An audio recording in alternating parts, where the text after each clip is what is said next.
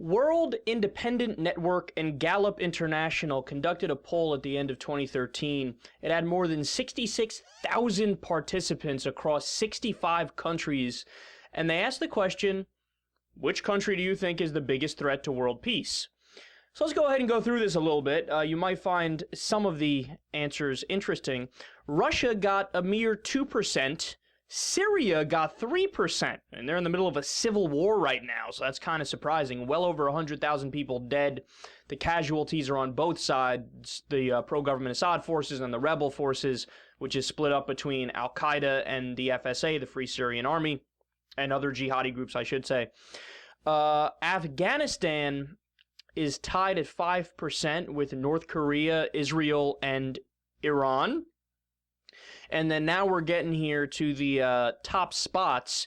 We have 6% of the vote going to China, 8% of the vote going to Pakistan, because of course Pakistan and I believe India are engaged in a feud. I think they're both nuclear countries, and they're kind of like always feuding, so it's really, really like the scariest place in the world because something could go really bad.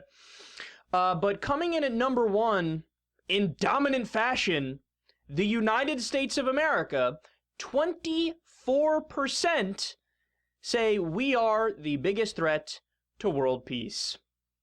Now, this is one of those polls where, as I'm reading it, I'm thinking to myself, the rest of the world is just going to nod along as they're reading through the answers and go, yeah, obviously, this is about right. This is what I thought would happen. But people in the U.S. would be like, my goodness, what do you mean? We're the good guys. We always go around and help people and spread democracy, and we're caring, and we're adorable, and we're the most benevolent leaders the world has ever seen, ever. Yeah, no. See, the thing is, and this is what Americans don't understand because they don't know history very well, every single empire throughout human history has told the same pretty little lies to themselves as they were doing what they're doing.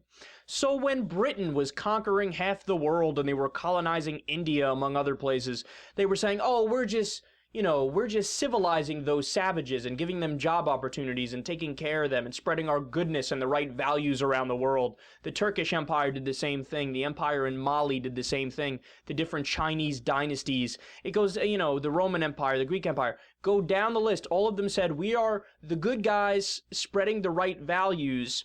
So, what we're doing is nothing like those other evil, bad people that came before us that just wanted to conquer the world for greedy purposes. Now, of course, the reality is it always has something to do with greed, at least a little bit, usually a lot. And if you're wondering why the rest of the world would be angry at us, well, don't be. Since World War II, just to give you a little taste, the U.S. has invaded Guatemala twice, Cuba, the Dominican Republic, Grenada, Korea, Lebanon, Vietnam, Laos, Cambodia, Iran twice, Libya 3 times, Panama, Iraq twice, Somalia, Yugoslavia, Bosnia, Kosovo, Afghanistan, the Philippines, Honduras, Nicaragua. The list goes on and on. Now, to be fair, some of those, there was an argument to be made for humanitarian reasons for some of those, but certainly not for all of them. In fact, oftentimes what we do, as you well know, is we will overthrow democratically elected governments and put in authoritarian dictators that serve our own purposes. That, for example, help out the Chiquita Banana Company. That's where the term Banana Republic comes from. The U.S. overthrew a government because we wanted the Chiquita Banana Company to have access to bananas that were in the area. I mean, this is crazy stuff when you really think about it. So just to give you another little taste, here are just some of the dictators that we've supported over the years, and we've supported them over democratic regimes. Diaz in Mexico, Gomez in Venezuela, Batista in Cuba, Duvalier in Haiti, Pinochet in Chile, Suharto in Indonesia, Mobutu in the Congo, Salazar in Portugal. The list goes on and on. We are not this, ever benevolent government, just always helping people out and doing right by them. No, we're human beings and we fall victim to the same problems of human nature as any other dynasty has or any other empire has throughout time.